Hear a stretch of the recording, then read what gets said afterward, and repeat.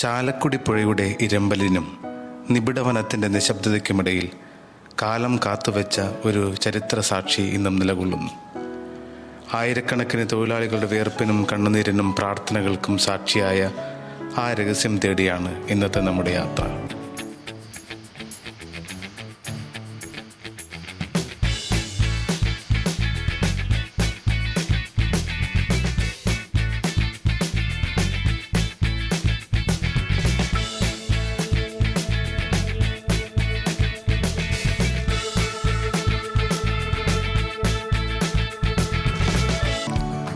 ആയിരത്തി 1949 പെരിങ്ങൽകുത്ത് അണക്കെട്ടിൻ്റെ നിർമ്മാണം ആരംഭിച്ചു. കേരളത്തിന് വൈദ്യുതിയുടെ വെളിച്ചം പകരാനുള്ള മഹാസ്വപ്നമായിരുന്നത്. അതേസമയം നാടും വീടും പ്രിയപ്പെട്ടവരെയും വിട്ട് കൊടുങ്കാട്ടിലെത്തിയ ആയിരക്കണക്കിന് മനുഷ്യരുടെ അതിജീവന ചരിത്രവും. പാറകൾ തുരന്നും മണ്ണും കല്ലും ചുമന്നും മലവെള്ളത്തോട് പൊരുതിയും അവർ അടിത്തറയിട്ടു. യാത്രാ സൗകര്യങ്ങളോ ചികിത്സാ സൗകര്യങ്ങളോ ഇല്ലാത്ത വനഭൂമി, മഴക്കാലത്ത് ചെളിയും മലവെള്ളപ്പാച്ചിലും, വേനലിൽ കാട്ടുതീയും കൊടും ചൂടും, വന്യമൃഗങ്ങൾ, മലേറിയ, പകർച്ചവ്യാധികൾ, നിർമ്മാണാപകടങ്ങൾ ഓരോ ദിവസവും പുതിയ പരീക്ഷണമായിരുന്നു. മരവും മുളയും ഓലയും കൊണ്ട് നിർമ്മിച്ച താൽക്കാലിക ക്യാമ്പുകളിലായിരുന്നു അവരുടെ ജീവിതം.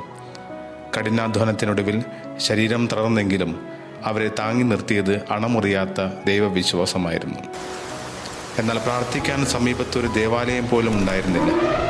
തൊഴിലാളികളുടെ ആത്മീയ ആവശ്യങ്ങൾ തിരിച്ചറിഞ്ഞ അന്നത്തെ അതിരൂപത വരാപ്പുഴ അവർക്കായി കാരുണ്യത്തിൻ്റെ കരങ്ങൾ നീട്ടി. ദുർഘടമായ വനപാതകളിലൂടെ കാൽനടയായും ജീപ്പുകളിലുമായി വൈദികർ ലേബർ ക്യാമ്പുകളിലെത്തി. തൊഴിലാളികളുടെ സഹകരണത്തോടെ മരവും മുളയും ഓലയും ഉപയോഗിച്ച് ചെറിയൊരു പ്രാർത്ഥനാലയം അണക്കെട്ടിനോടനുബന്ധിച്ച് തന്നെ നിർമ്മിച്ചു. മണ്ണിട്ട നിലവും ഓലമേഞ്ഞ മേൽക്കുരയും ചെറിയൊരു അൾത്താരയും കുരിശും മാത്രമുള്ള ലളിതമായ ദേവാലയം. ഡാം പണിയുന്ന കാലത്ത് അവിടുത്തെ ഉദ്യോഗസ്ഥർക്കും ജോലിക്കാർക്കൊക്കെ പള്ളിയിൽ പോകാനും അന്ന് KSBയിൽ കുറേ ആളുകൾ കുടുംബം ഫാമിലിയായിട്ട് താമസിക്കുന്നുണ്ടായിരുന്നു. അപ്പോൾ പള്ളി ഉണ്ടായിരുന്നു. അതേ പള്ളി തന്നെയാണ് തിരിച്ച് നമ്മൾ ഇവിടെ കൊണ്ടുവന്നത്. നേരത്തെ ഉണ്ടായ പള്ളിയുടെ തറയുണ്ട്, അതിവിടെ എല്ലാവർക്കും അറിയാത് ഡാമിലുണ്ട്. അത് അന്നത്തെ KSB സ്റ്റാഫുകൾ വന്ന് ഇവിടെ അതിലുള്ള ആൾക്കാർ വന്ന് അവിടെ ഡാമിൽ പണി നടക്കുന്നതിൽ അന്ന് വെള്ളത്തിൽ ബുദ്ധിമുട്ട് പണിയാനുള്ള പള്ളിയുടെ ബുദ്ധിമുട്ട് കാരണം ആ പള്ളിനെ നേരെ ഇവിടേക്കാക്കി. താൽക്കാലിക പ്രാർത്ഥനാലയം മതിയാകാതെ വന്നപ്പോൾ സ്ഥിരമായൊരു ദേവാലയം വേണമെന്ന ആഗ്രഹം വളർന്നു. തൊഴിലാളികളുടെയും KSB ജീവനക്കാരുടെയും വൈദികരുടെയും കൂട്ടായ പരിശ്രമത്തിലൂടെ ഇന്നത്തെ ദേവാലയം പണിതുയർത്തു. ആദ്യത്തെ ഓലക്കുരിശ് പള്ളിയിൽ തെളിഞ്ഞ വിശ്വാസദീപമാണ് പിന്നീട് ക്രിസ്തുരാജന്റെ നാമത്തിലുള്ള സ്ഥിരം പള്ളിയായി വളർന്നത്.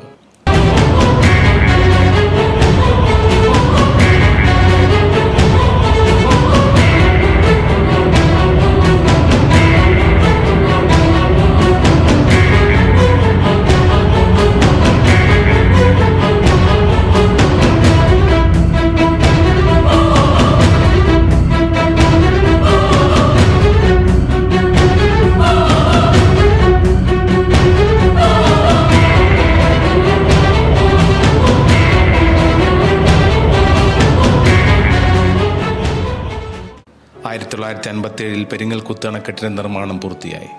കേരളത്തിന് വൈദ്യുതിയുടെ പ്രകാശം ലഭിച്ചപ്പോൾ തൊഴിലാളികൾ പലരും സ്വന്തം നാടുകളിലേക്ക് മടങ്ങി. എന്നാൽ അവരുടെ അധ്വാനത്തിൻ്റെയും കണ്ണുനീരിൻ്റെയും പ്രാർത്ഥനയുടെയും ഓർമ്മകൾ കാത്തുകൊണ്ട് ഇന്നും ആ പള്ളി അവിടെ തന്നെ നിലനിൽക്കുന്നു.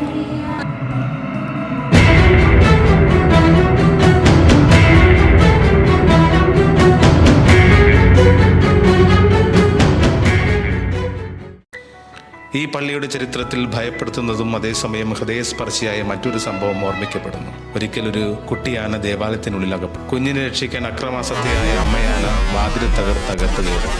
കസേരകളും മറ്റു സാധനങ്ങളും തകർത്തെങ്കിലും സ്വന്തം കുഞ്ഞിനെ തേടിയെത്തിയ അമ്മയാനയുടെ സ്നേഹകഥ തലമുറകളിലൂടെ ഇന്നും ജീവിക്കുന്നു. അതിനുശേഷം പലപ്പോഴും ആന ആ ദേഷ്യം തീർക്കാനായിട്ട് ദേവാലയത്തിൽ പ്രവേശിക്കുന്നത് സാധാരണമായിരുന്നു. പള്ളി പണിതേക്കുന്നത് കുമ്മായം, പണ്ട് കാലത്ത് പണിതേക്കണ കുമ്മായം ഉപയോഗിച്ചിട്ടാണ്. അത് കുത്തി തിന്നാനും വേണ്ടിയിട്ടാണ് ആന അകത്തേക്ക് കയറുന്നത്. ആന ഒരു 5 പ്രാവശ്യം മേലെ കയറിയിട്ടുണ്ട്. 1987 കോട്ടപ്പുറം രൂപത സ്ഥാപിതമായതോടെ പെരിങ്ങൽകുത്ത് പുതിയ രൂപതയുടെ മാതൃപരിപാലനത്തിലായി. ഇന്ന് ഈ ചരിത്ര ദേവാലയം വെറ്റിലപ്പാറ മേരിമാത ഇടവകയുടെ കീഴിലുള്ള സബ് സ്റ്റേഷനായി സംരക്ഷിക്കപ്പെടുന്നു. ഡാമിൽ ജോലിക്ക് വന്നിരുന്ന ആളുകൾക്ക് വേണ്ടിയിട്ടായിരുന്നു ഈ ഒരു പള്ളി ഇവിടെ പണിതത്. അപ്പോൾ അങ്ങനെ അന്ന് വന്നിരുന്ന ഒരുപാട് ആളുകൾ ഇവിടെ ബലിയർപ്പിക്കാനും കുർബാനയ്ക്കുമൊക്കെ വന്നു, പ്രാർത്ഥിക്കാനൊക്കെ വന്നു. അങ്ങനെ കുറേ പേര് അത് കഴിഞ്ഞിട്ട് തിരികെ പോയി, കുറേ പേര് തിരികെ പോകാൻ പറ്റിയില്ല, അവരിവിടെ താമസമാക്കി. അങ്ങനെ ഇവിടെ കുറച്ച് കുടുംബങ്ങളും ആളുകളും വിശ്വാസികളായിട്ട് ഇവിടെ മുന്നോട്ട് പോകുന്നു. അപ്പോൾ ഈ ഒരു ദേവാലയം വന്ന് നിങ്ങൾ കാണേണ്ട ഒരു സ്ഥലമാണ്. അതിരപ്പള്ളിയിൽ നിന്നും ഒരു 15 കിലോമീറ്റർ അകലെ. പിന്നെ ഇവിടേക്ക് വരവെന്ന് പറഞ്ഞാൽ ഇത്രയും ബുദ്ധിമുട്ടുള്ള കാര്യം തന്നെയാണ്. മഴ എത്ര വലിയ മഴയാണെങ്കിലും എന്താണെങ്കിലും ഞങ്ങൾ മാസത്തിൽ 2 കുർബാന ഇവിടെ കൊടുത്തു പോരുന്നുണ്ട്. പെരിങ്ങൽകുത്ത് അണക്കെട്ട് മനുഷ്യൻ്റെ അധ്വാന ശക്തിയുടെ സ്മാരകമാണെങ്കിൽ സമീപത്തെ ക്രിസ്തുരാജ ദേവാലയം അവളെ താങ്ങി നിർത്തിയ വിശ്വാസത്തിൻ്റെ സ്മാരകമാണ്. അണക്കെട്ടിൽ ഇരമ്പുന്ന വെള്ളത്തിൽ ഇന്നും തൊഴിലാളികളുടെ പാറ പൊട്ടിക്കുന്ന ശബ്ദങ്ങൾ. അവിടുത്തെ മന്ദമാരുതനിൽ അവരുടെ പ്രാർത്ഥനാ ഗീതങ്ങളുടെ നേർത്തീണം അനുഭവിക്കാം. അതിനൊക്കെയും കാവലായി കാലത്തിൻ്റെ മാറ്റങ്ങളെ നിശബ്ദമായി നോക്കിക്കൊണ്ട് ആ കാട്ടിലെ പള്ളി ഇന്നും നിലകൊള്ളുന്നു.